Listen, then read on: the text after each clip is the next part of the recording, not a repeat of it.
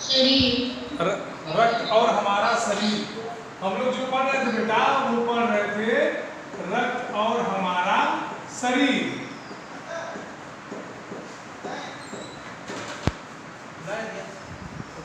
रक्त और हमारा शरीर। बेटा अब आप सुनो पहले, इसके बाद आप डाउट पूछना। स्क्रीन दिखाई देगी बेटा, घबराओ मत, तुरंत दिखाई देगी। दिखाई अपना कैमरा ऑन करो।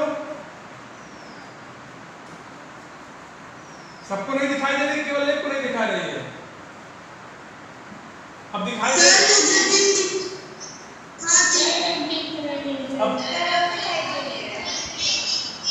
अब दिख रही है ना?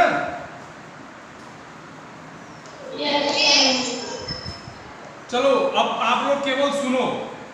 जहां तक कल मैंने पढ़ाया था वहां तक हमने आपको ये एक चीज पूछनी सर, वो जो कहावत है वो ये है, वही जो राम रचि राखा। हाँ।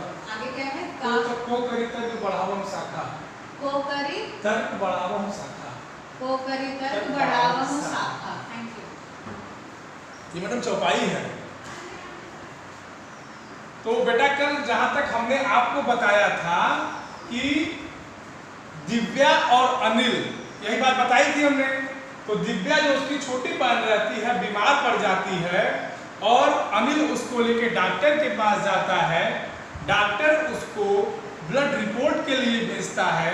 जहां ब्लड रिपोर्ट कराने वह जाता है उसकी दीदी मिल जाती है और दीदी कहती है कि जाओ तुम कल आना, रिपोर्ट लेके जाना। इसके बाद अनिल घर चला आता है, अगले दिन रिपोर्ट लेने जाता है। तो दीदी कहती है कि बेटा इसको एनीमिया है। एनीमिया एक प्रकार का रोग होता है बेटा, और दीदी यह बताती है कि इसको एनीमिया है लेकिन बहुत जल्दी दवा से यह ठीक हो जाएगी। ठीक, इसके बाद वह थोड़ा सा उसको रक्त के बारे में बताती है कि रक्त के दो भाग होते हैं, एक मोटा भाग होता है, एक पतला भाग होता है। जो पतला भाग होता है उसको प्लाज्मा कहते हैं। यह कहकर वह उसको माइक्रोस्कोप यानी जो सूक्ष्मदर्शी होती है उसमें वह ब्लड यानी खून की एक बूंद अनिल को दिखाती है। इसके बाद ये कल मैंने बताया था, आज इसके आगे मैं पढ़ रहा हूं, आप लोग ध्यान से सुनिएगा। स्लाइड देख मानो आश्चर्य से अनिल उछल पड़ा था। अनिल, रक्त की एक बूंद में इतने सारे कण, इसकी तो वह कल्पना भी नहीं कर सकता था। वह बोला, इन्हें देखकर तो ऐसा लग रहा है मानो बहुत सी छोटी छोटी बालूशाही रख दी गई हो। हाँ दीदी, दीदी बोली, लाल कण बनावट में बालूशाही की तरह ही होते हैं, गोल और दोनों तरफ अवतल यानी बीच में दबे हुए। रक्त की एक बूंद में इनकी संख्या लाखों में होती है। यदि हम 1 मिलीमीटर रक्त लें तो उसमें हमें 40 से 55 लाख कण मिलेंगे। इनके कारण ही हमें रक्त लाल रंग का नजर आता है। ये कण शरीर के लिए दिन रात काम करते हैं। सांस लेने पर साफ हवा से जो ऑक्सीजन तुम प्राप्त करते हो उसे शरीर के हर हिस्से में पहुंचाने का काम इन्हीं कणों का है। इनका जीवन काल लगभग 4 महीने होता है। 4 महीने होते होते ये नष्ट होते जाते हैं, लेकिन एक साथ नहीं, धीरे धीरे, कुछ आज, कुछ कल, कुछ उससे अगले दिन, तब तो कुछ महीनों में खत्म हो जाते होंगे। अनिल ने कहा। यह सुनकर दीदी मुस्कुरा उठी, बोली, नहीं, ऐसा नहीं होता। शरीर में हर समय नए कण बनते रहते हैं जो नष्ट कणों का स्थान ले लेते हैं। हड्डियों के बीच के भाग में, मज्जा में बहुत से ऐसे कारखाने होते हैं जो रक्त कणों के निर्माण कार्य में लगे रहते हैं। इनके लिए इन कारखानों को प्रोटीन, लौह तत्व, और विटामिन रूपी कच्चे माल की जरूरत होती है। यह पौष्टिक आहार लेते हो, हरी सब्जी, फल, दूध, अंडा और गोश्त ये तत्व उपयुक्त मात्रा में होते हैं। यदि कोई व्यक्ति उचित आहार ग्रहण नहीं करता तो इन कारखानों को आवश्यकता अनुसार कच्चा माल नहीं मिल पाता। नतीजा यह होता है कि रक्त कण बन नहीं पाते, रक्त में इनकी कमी हो जाती है। लाल कणों की इसी कमी को एनीमिया कहते हैं। तो क्या संतुलित आहार लेने मात्र से हम एनीमिया से बचे रह सकते हैं? अनिल ने सवाल किया। दीदी बोली, हाँ, यह कहना काफी हद तक सही होगा। यूं तो एनीमिया बहुत से कारणों से हो सकता है, किंतु हमारे देश का एक और बड़ा कारण है पेट में कीड़ों का हो जाना। ये कीड़े प्रायः दूषित जल और खाद्य पदार्थों द्वारा हमारे शरीर में प्रवेश करते हैं। अतः इनसे बचने के लिए यह आवश्यक है कि हम पूरी सफाई से बनाए गए खाद्य पदार्थ ही ग्रहण करें। भोजन करने से पूर्व अच्छी तरह से हाथ धो लें और साफ पानी ही पिए। और हाँ अनिल, एक किस्म के कीड़े भी हैं जिनके अंडे जमीन की ऊपरी सतह में पाए जाते हैं। इन अंडों से उत्पन्न हुए लार्वा त्वचा के रास्ते शरीर में प्रवेश कर आंतों में अपना घर बना लेते हैं। इनसे बचने का सहज उपाय है शौच के लिए हम शौचालय का ही प्रयोग करें और इधर उधर नंगे पैर न घूमें।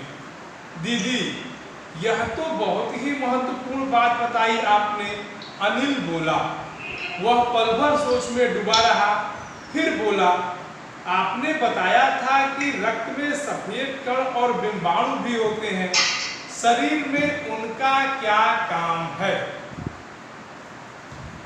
देखो, कल हमने बताया था कि इस पाठ में, इस चैप्टर में हमारे शरीर में जो बहने वाले रक्त हैं उनके बारे में बताया गया है कि ये जो हमारे शरीर में रक्त बह रहा है, शरीर में इनका क्या काम है।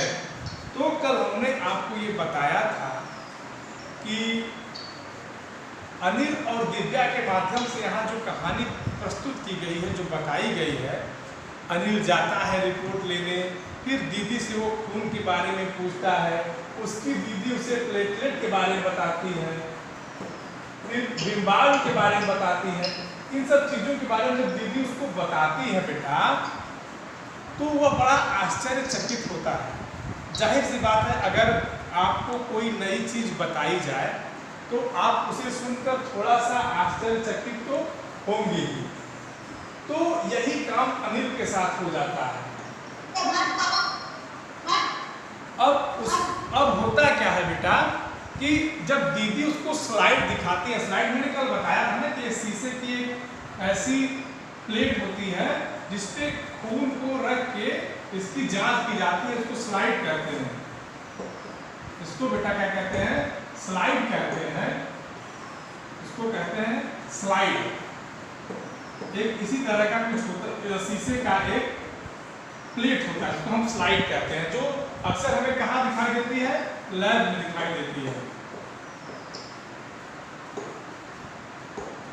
तो उसके बाद बताते हैं लेखक यतीश अग्रवाल, जो इस कहानी के, इस पाठ के जो लेखक है, इस निबंध के जो लेखक है, वो हमको बताते हैं कि जब वो स्लाइड देखता है अनिल तो उछल पड़ता है, उसको लगता है कि अरे ये मैंने क्या चीज़ देख ली।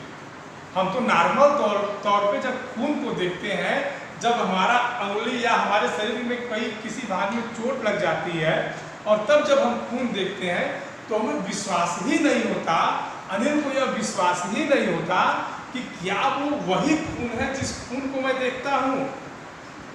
मतलब कि खून के, उसको लगता है कि खून की एक बूंद में इतने सारे कण, इतनी सारी चीजें खून के मात्र एक बूंद में।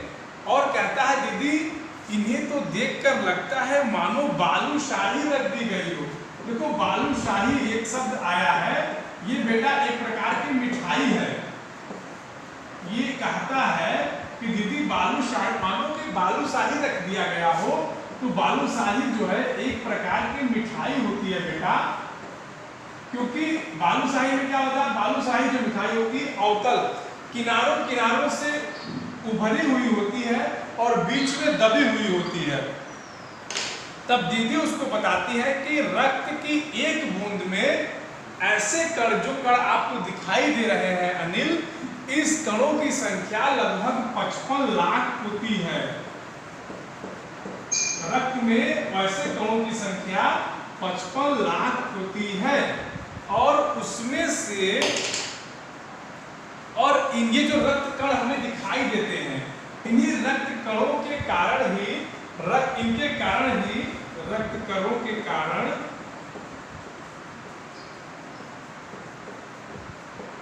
कणों की वजह से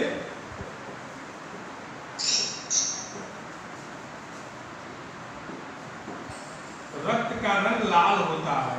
ये दीदी उसको बताती है, इसको अनिल को बताती है।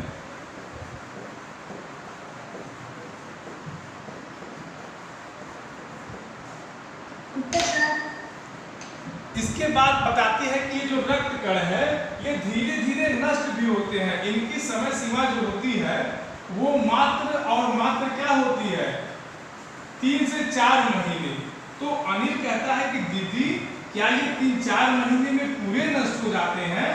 तो फिर उसकी दीदी उसको बताती है कि नहीं, एक साथ नष्ट नहीं होते, कुछ आज होते हैं, कुछ कल होंगे, कुछ उससे अगले दिन होंगे, लेकिन ये पूरी तरह नष्ट नहीं होते हैं।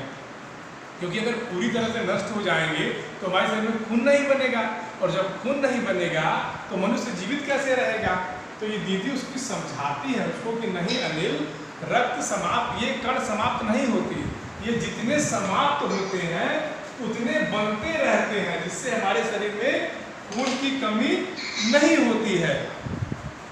हड्डियों के बीच के भाग में, मज्जा में ऐसे बहुत से कारखाने होते हैं जो रक्त कण, देखो हमारे शरीर में जो हड्डियां होती हैं बेटा, मान लो हमारे शरीर की एक हड्डी ये है, जो हड्डी की नॉर्मल संरचना मान लो अगर हम ऐसे बना देते हैं तो इनके बीच में देखो ये भाग है ना, इसको कहते हैं मज्जा।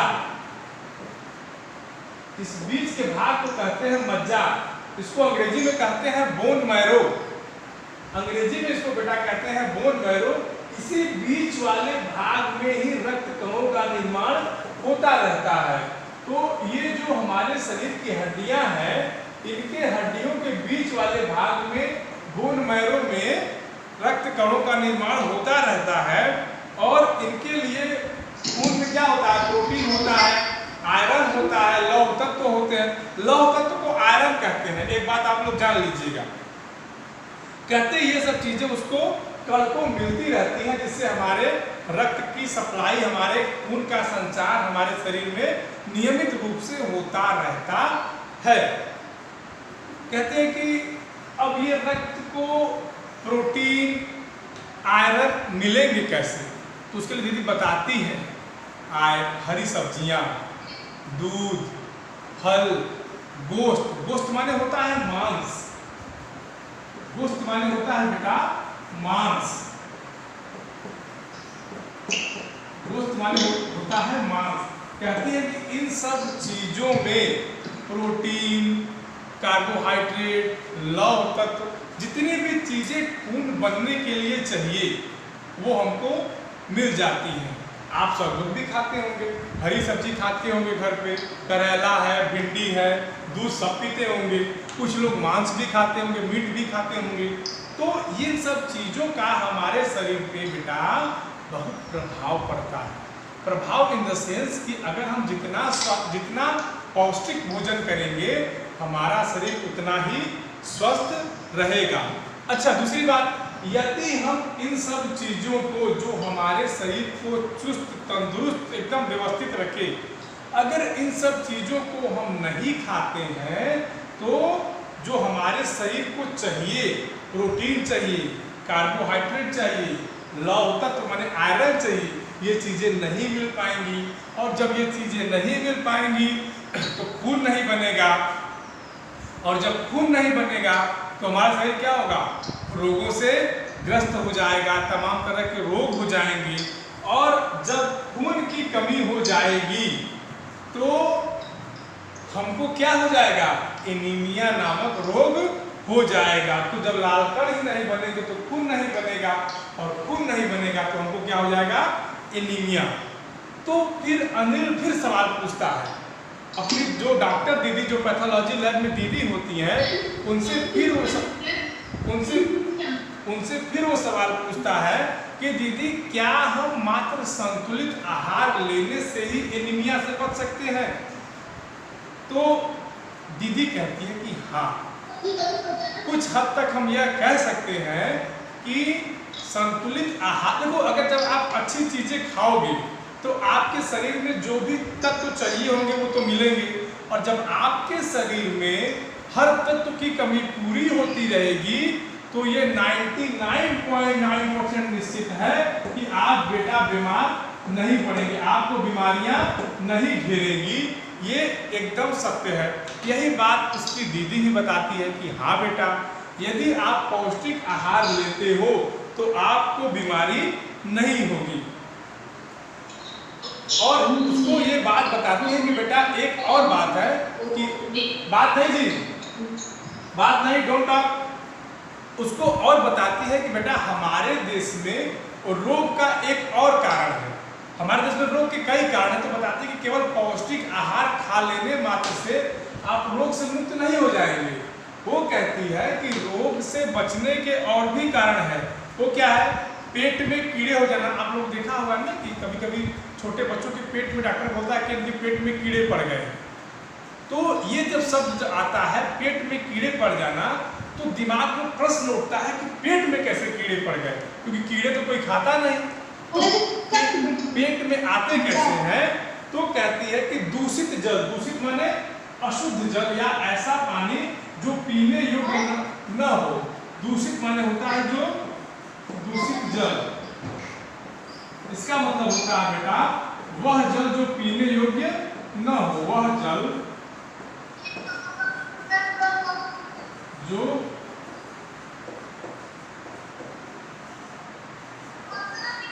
पीने योग्य न हो।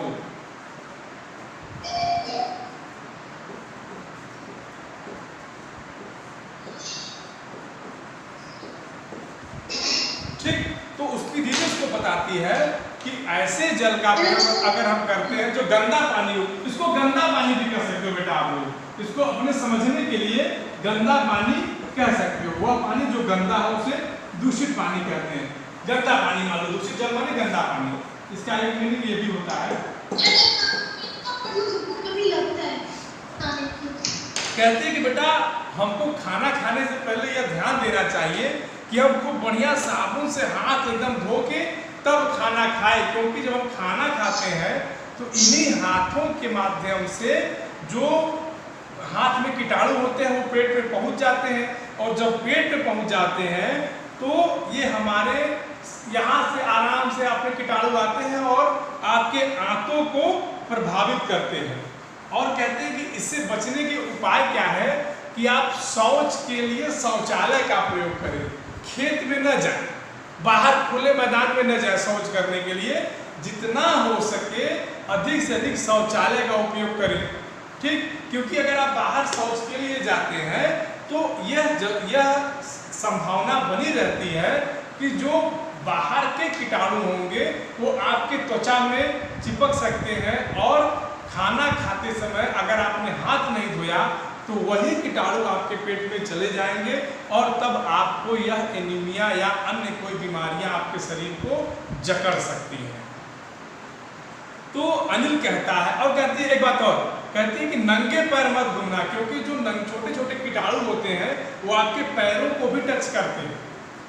जब अनिल इतनी बातें सुनता है एनीमिया के बारे में, शरीर के बारे में, रोग के बारे में, तब वो दीदी से कहता है कि दीदी आपने तो बहुत ही महत्वपूर्ण, बहुत ही काम की बात आज बताई।